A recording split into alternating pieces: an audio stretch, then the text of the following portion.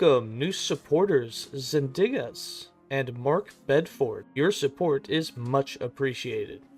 Hello travelers, Boardman21 here, and today I've got a build guide for you. It's been 2 weeks since I've put one out, so it's about time we get one, yeah? This one's going to be based on the Beastmaster. It's going to be an updated build guide of the Stormcrow that I did before, but instead of running 6 Stormcrows, we're only going to be running 5. We're going to put on adaptive spell damage for the crows instead of putting on Artor's Legacy for the 6th one. And then this one's going to be based around them consuming our mana and us doing melee hits in order to buff up the damage they do. And as you can see in the gameplay, they just absolutely wreck. Once you get them a few stacks of those buffs, they not only have 100% crit, but they have 180% more damage, and then they get another 80% more damage based on the mana they consume. And all we're going to do is run around and use Tempest Strike. You can swing it at the air, you can swing it at the enemies. But either way, it's going to give you mana back. It's going to buff the minions when you hit enemies or have a chance to buff them. With every attack you do, a 20% chance. And it's just going to make your crows hit really, really hard, which is really nice. You really don't do much. You basically just build to be really tanky. You don't have to build into the crows too much. You do want some minion health regen, but for the most part, the crows hit so hard and have that 100% crit that just having aspect of the links open is going to give them all the leech that they need. Alright, let's go ahead and get into the skills, the interactions, and just how this whole build works. For skills, I'm running Summon Stormcrows, Maelstrom, Summon Frenzy Totem, Summon Wolf, and Tempest Strike. For Summon Stormcrows, we have a unique on that gives +2 to spell minions. That's on the gloves unique, so you'll need that for that. You don't have to have it, but it's definitely going to boost your damage. And then on the chest, we have Tier 5 +2 to Stormcrow as well, so that's how we get the 4 levels. So here we've got 2 points in Avis, 1 point in Nimbleness, 2 points in Shredding Beaks, 4 points in Huntsman, 5 points in Murder of Crows, 2 points in Shatterbolt, 2 points in Pinchers, 3 points in Observe and Learn, 1 point in Charged Feathers, and 2 points in Power Claw. Now, if you only have like +1 or tier 1 on the chest and you don't have the unique, so you only have +1 level, remove these 3 points here, the 2 points in Power Claw and the 1 point in Charged Feathers. This will do 2 things for you. One, yes, they will do a little less damage, but they're still going to get the critical strike chance. They're still going to get the more damage as you do it, so they're still going to hit really hard. But now they're not going to consume your mana, which means you could change over to Swipe from Tempest Strike if you want, but for the most part, this just solves all the mana issues and they'll still do good damage. However, it just won't be as much as they're doing in my gameplay. For the second skill, we have Maelstrom, and Maelstrom is here for a few things. What it's going to do is it's going to give you a lot of dodge rating, and it's going to heal you per second. We also build into a little bit of healing effectiveness, which is going to increase the amount it heals you, but it's nice because it means you can just run around as the crows kill things, and you'll heal as you do it. So we've got 3 points in Whirlpool, 3 points in Sleet-Footed, 4 points in Calm, 2 points in Arctic Blast, 1 point in Sudden Gale, 2 points in Arctic Chill, 3 points in Healing Winds. This gives you the 6 healing per stack of it you have. You'll have 6 to 7 stacks, which means that you'll get 36 to 42 healing per second, increased by healing effectiveness. So at 200%, you're over 100 health per second. Then we've got 1 point in Power of the Storm and 1 point in Energized, just to do a little extra lightning damage. Really doesn't do too much for you. For Summon Frenzy Totem, we have this set up just to really buff our companions, our crows, so that they attack faster. That's really what it's going to do for them. So we've got 4 points in Rapidity, 3 points in Revitalizing Totem, 3 points in Symbol of Haste, 1 point in Symbol of Selflessness, 3 points in Warding Totem. This gives your companions physical resist and elemental resist as well. They're already going to be super tanky because they have so much leech, but this will just help them take less damage.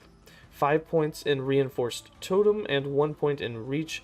The reason we really want that health and that duration for the Frenzy Totem is to make sure it lasts until we can cast it again, and 2, in the higher empowered content and higher corruption, it's going to take more damage and not survive as long, so you want to give it as much health as possible.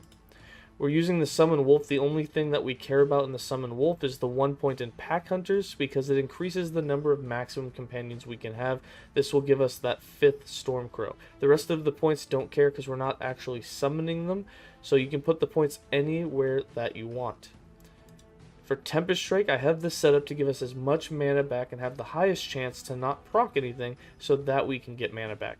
So the way this works is we got 1 point in static and then 5 points in unspent power. When we use Tempest Strike and it does not proc the Lightning Bolt, the Earth Spikes, or the Northern Winds, we gain 20 mana. So at that point, we want to make it to where it has the lowest chance possible to proc anything. And the way we do that is we put 1 point in Chilling Blows, 2 points in Winter's Chill, and 4 points in Absolute Zero. So let me explain what's going on here. The normal chance is that it has a 20% chance to proc all 3 of those. With 1 point in Chilling Blows, it increases the Northern Winds to 25%. So now you have a 20% chance, a 20% chance, and a 25% chance. So you're likely to proc something.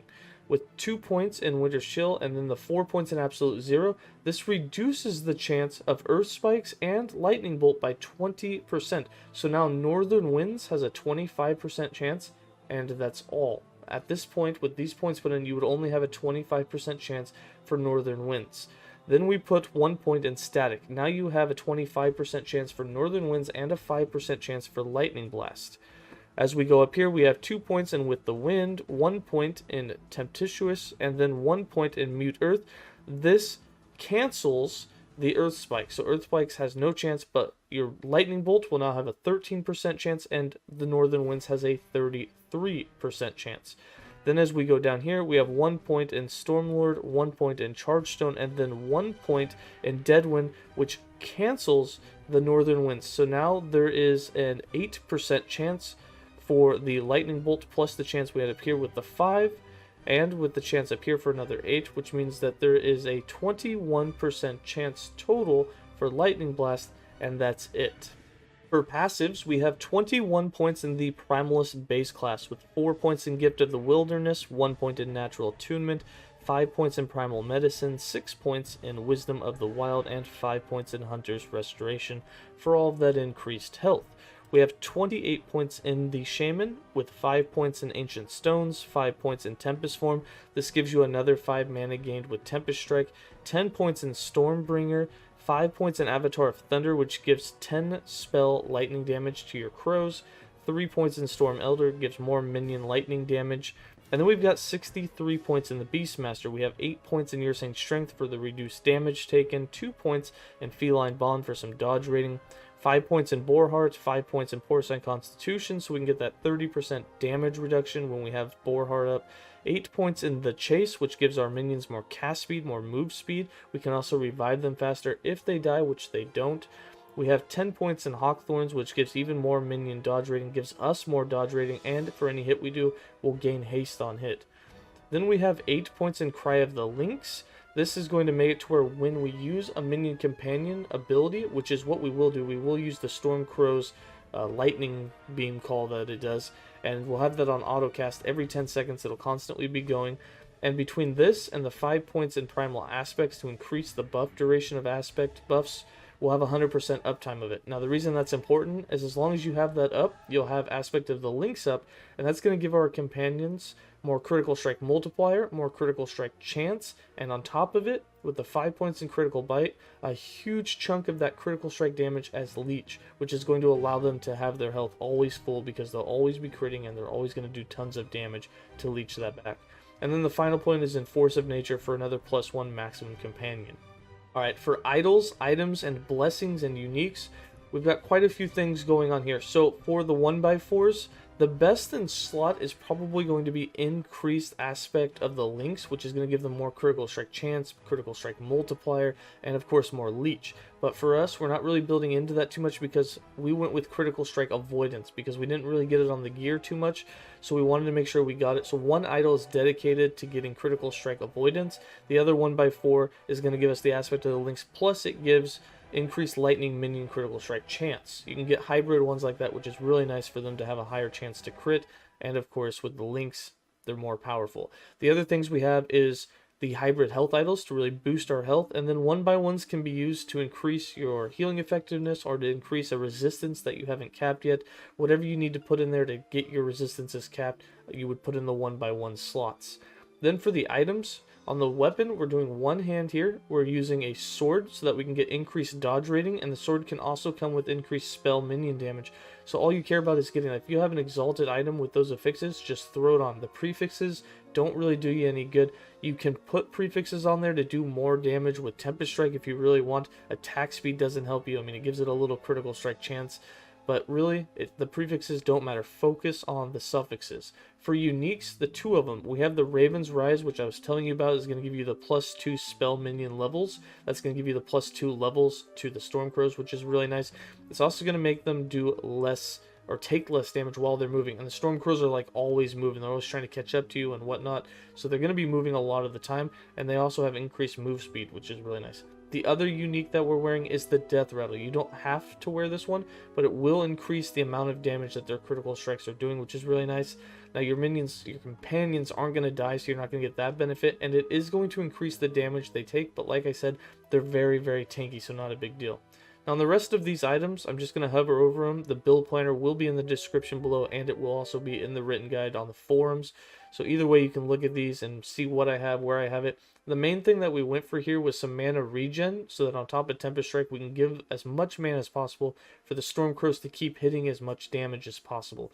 The other thing we went for is on the helm, the belt, and the relic. You really want to get as much minion health regen as possible. You don't have to get tier 5 or higher on all of these, because your minions are going to have almost, you know, a ton of leech with that 100% uptime of the links, but getting some of that's really going to help them when they're outside of battle or being hit from ranged enemies. The other thing we really built into, since we're getting a lot of flat dodge from Maelstrom, is we really built into one, healing effectiveness from Maelstrom, but also increased dodge rating, because you can really boost that. We can get to about 40% dodge rating on this build, as well as being healed every second from all of your stacks of Maelstrom. Really makes you really tanky, because you'll have a little bit of leech, a little bit of healing, and then on top of that, you just have a lot of dodge and a lot of defense, so you don't take big hits. And as I hover over the last two, you'll see what I have. And then for blessings, you can really do any blessings you want. Obviously, the critical strike blessing from the Empire, or the critical strike avoidance blessing from the Empire, is going to be one of the best. You can get increased health. Endurance is going to be really powerful. I have the critical strike avoidance one, and then the other ones I have is endurance threshold and endurance percentage. Is really going to boost the amount of defense that you have for this build. Really, your crows, as if you guys were watching me stream this the other day, you're really, really strong crows. They're really, like, when we went to do an Orbis fight in empowered content, I ended up dying right in the beginning of the fight before we switched to a shield and sword. We were running a two-handed weapon, and by the end of that fight, the crows actually killed it. With, I think, one crow died out of all 5, but they ended up finishing off Orbis by themselves with me just laying there, which was crazy. I mean, they are super, super tanky. So you want to focus on getting yourself as much defense as possible. Alright, let's go over to the character sheet. Alright, for the character sheet, you can see that we are capped on all of our resistances. Yes, we're missing 2% on poison, but not a big deal in the game, at least not yet. Maybe in 8.3 that will change a little bit if poison becomes a main ailment that is being applied to us or hit on us by the new Nagasa race, if they come. I assume that they are. Alright, without getting into that, we have 20% armor, 19% dodge. Remember, this dodge is going to go up. I'm going to go ahead and put Maelstrom on autocast just so you can see how much that it's going to go up while we stay here and talk about the rest. We have 260% critical strike multiplier, but again, none of our damages matter. If we go to defense, we are capped on critical strike avoidance. We aren't quite capped on endurance, so there is room for a little bit more improvement. We only have a threshold of about 400. If you increase your health higher than I have here, you can definitely get that threshold a little higher. And then you can see we're sitting between 44 and 47% dodge rating with this build. And remember, this is a level 100 character, so we do indeed, it doesn't go any lower than that as you level up. You'll actually have a higher amount if you are lower level. And then for the minion stats, you can see they have about 400% minion health and 400% minion critical strike multiplier. A lot of that coming from both the rings and coming from the death rattle that we have a 92% roll on. But that is a lot of critical strike multiplier. And then for their damage types, you can see we have 424% increased minion spell damage and 375% minion lightning damage, which is a lot for them. Gonna really make it so that they hit hard. And then our shield gives us a 46% chance to block for an additional 27% damage reduction, which is really nice. Alright, we're going to go ahead and get into just how much damage these things can do. You guys ready for this? Alright, for skill rotation, I'm going to go ahead and put their Stormcrow ability on autocast. I'm going to get the Frenzy Totem on autocast. And the reason we put this on autocast is we want it to constantly be going off every 10 seconds so that we have the aspect of the links up 100% of the time. And you'll notice that this lasts for about 12 seconds, so we're definitely going to have 100% uptime of it. And then as we go in here and we have them just attack, you'll notice that they're doing crits from between 5 to about 15k crits. And they're not getting a whole lot of crits, but that's going to change as soon as we start doing some attacks here with Tempest Strike and we buff them up. And they're going to be hitting much, much harder, and we'll also be getting quite a bit of our mana back. So let's get in here, let's go ahead and get some hits. And you'll notice instantly their crit chance already up. Look, they're already getting a 100% crit chance. Their damage is higher. We're doing 30 to 50k crits now. And I see some 60k, some 70k crits. Like, they're hitting really, really hard. And right now at this point, they're just going to absolutely annihilate everything while you're being really, really tanky. You can tank Orbis. You can do whatever you want. Of course, you know, it depends on the modifiers. You don't want to give them too much damage. You're not the tankiest thing in the world. But you do have some really good survivability. And by the time you take some hits, your crows are going to go ahead and mow down anything that you have for them to stand against. But that is going to be it for this build guide. I hope you guys enjoyed it. As always, stay safe, travelers, and enjoy some gameplay.